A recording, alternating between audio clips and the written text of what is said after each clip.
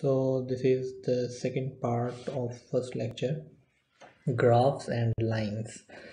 So here we see the Cartesian coordinate system where A is a constant, B is a constant, X and Y are variable. So this is a linear equation in two variables. So the Cartesian coordinate system have horizontal axis and vertical axis like this. This is called horizontal axis or so-called x-axis, and this is called y-axis. This is first quadrant, second quadrant, third quadrant, and fourth quadrant. So this is how we locate the position of points. Like this is our 0 0. So 1 2 3. So we move 3 points to the x-axis, so the value for x would be 3, and we move 1 point to the y-axis, so the value for y is 1. So this is called coordinate points, and we call it the solution as well, or we simply call it point. So this is a point, and this is another position of the point, or we can locate it in the different quadrants. A linear equation in two variable is in its standard form, and the solution of this linear equation can be written in this form like I explained in the previous slide. This is called the point form, and we can locate its position 4 points to the x-axis 1 2 3 4, and 3 points on the y-axis 1 2 3. So this is the point, 4 is here, 3 is here. So this is the point which is the solution of this linear equation. Next is slope intercept form. As you know that ax plus by equals to c was the standard form of linear equation. We can write it in slope intercept form. This is called slope intercept form. You can move ax to the other side, it will become minus ax, and you can divide both sides by by b, so you will get this form. Now we denote y with c by b, not y with c by b. In fact, we are denoting c by b with b. This is wrong, and we are denoting c by a by b with m. So this is m, so this is how we write mx plus b.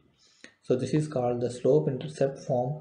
Slope m is the number which multiply with x, and this is a constant. Intercept is called constant, and slope is the number which multiply with this x, So we write this equation in slope intercept form like you can see here 2x minus 12 equals to 6y. Divide both sides by 6, you will get x by 3 minus 1 by 2. So this is the slope intercept form of this equation. Its slope is 1 by 3 and intercept is minus 1 by 2. Sometimes we denote intercept by k as well, so that is your choice. You can denote it by b or k.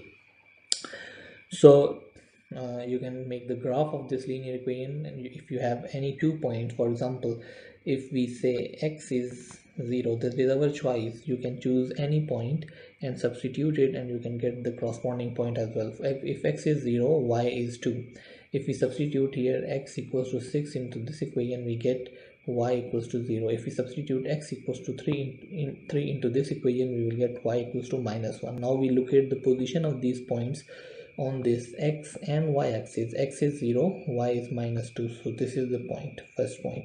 When x is 6, y is 0. X moves 6 points here, and y is 0. When x is 3, y is minus 1. When x is 3, 1 2 3, y is minus 1. So when you join these points, you will get this line, and you can use graphing calculator to draw this equation by writing it into slope intercept form. Okay, then there are some special cases. For example, x equals to 3, its graph will be like we will move 3 points to the x, 1 2 3, and there would be a vertical line that is x equals to 3, because there is no slope, or slope is so called undefined. So we write it like this. And if y equals to 3, we move 3 points to the y, 1 2 3, and we draw a horizontal line because its slope is 0. And slope of this line is undefined. When slope is undefined, we draw a vertical line, and when slope is 0, we draw a straight line like this. You can see y equals to 0, we move 4 points to the y, 1 2 3 4, and when x is minus 7, we move 7 points to negative side, and this is how we get. Next is slope of a line. If we want to know the slope of a line, this is the formula, like m equals to y2 minus y1 x2 minus x1. So if you have any 2 points, you can make the slope, and you can find out the slope of a line. Let's solve one example. Later on we can solve one example. Slope intercept form, we have already explained that this is a slope intercept form. This m is called slope and this is intercept. So find the slope and y-intercept of the line whose equation is this. If we want to write it in slope form, if we want to find the slope, we can write it in slope intercept form. You can see, move 5x to the other side, and minus 2x is still here, 10 is already there, divide both sides with minus 2. We can write it in this form, y mx plus b. M is 5 by 2, b is minus 5. So m is 5 by 2, b is minus 5. So this is the slope and this is intercept. This is point slope formula. When you have a point and you know the slope, you can write the equation. You can write this equation if you know point and slope. So this is the formula for slope, and you can substitute here points and you can get the equation. For example, if you know these 2 points, first of all we need slope. So slope is y2 minus y1 x2 minus x1. You can say this is x1, this is y1, you can say this is x2, this is y2. You can substitute them into the equation. Here you can see y2 minus y1, y2 minus y1 16, y2 7 is y1, x2 minus x1. So slope is 1. Now you can use either point. We could just adjust, we could just as well have used this point. You can use even the other one as well, no problem. So y minus y1 is 16, slope is 1, and then x minus x1. So we use these points, you can use these points as well. If I use, for instance, if I use these points, so y minus y1, slope is 0, x minus x1. So this is the same equation, which is this one. So let's see one application. Office equipment was purchased for 20,000 and will have the scrap value over this. After 10 years, if its value is depreciated linearly, find the linear equation that relates v in dollar to time t. So when time is 0, its value was 20,000. When time was 10, its value was 2000. Normally we write time on y-axis. So here you can see that when t is 0, value was 20,000. When t is 10, value was 20,000. So these are our 2 points. So we can write them in slope intercept form, and we can write this equation like I did before. Here you can see in 2000 the supply was 340 and demand was 270 and the price was 2.2. When price goes up,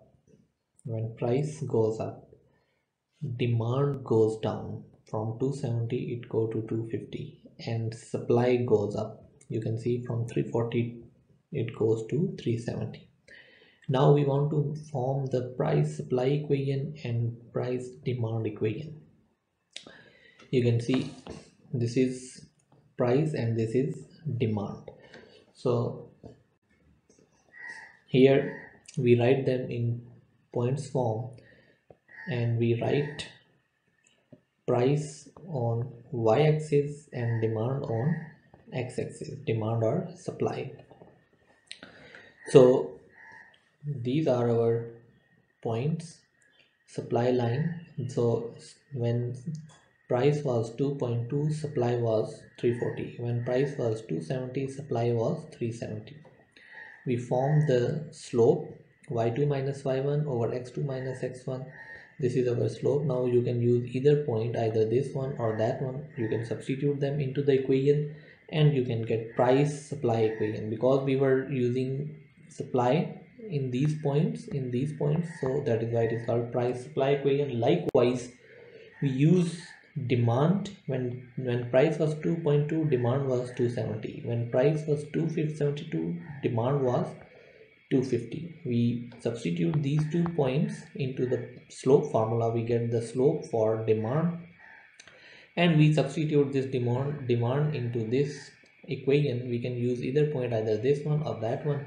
We can get price demand equation. Now we want to find the equilibrium price where supply and demand is equal. So that is an ideal situation where price and demand supply and demand is equal. So we can equate both equations, like this P is equals to P, so minus 0.025x plus 8.97 equals to the previous equation.